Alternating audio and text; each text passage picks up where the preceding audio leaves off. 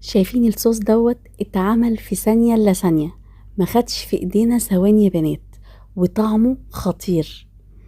مش هتصدقوا عملناه ازاي بالسرعة ديت.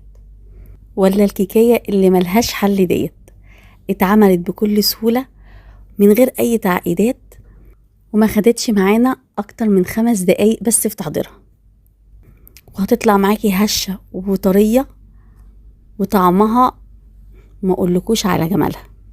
هتعجبك جدا وهتعجب ولادك جدا وهيطلبوها منك كل يوم.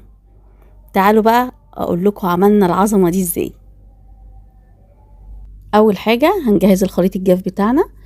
هنحط كوبايه وربع من الدقيق، عليهم رشه ملح، وعليهم معلقه كبيره من البيكنج باودر او باكو من البيكنج باودر، واركنه على جنب. اخلطه مع بعض واركنه على جنب. بنفس الكوبايه يا بنات اللي هعاير بيها الدقيق هعاير بيها كل حاجه. بصوا يا بنات،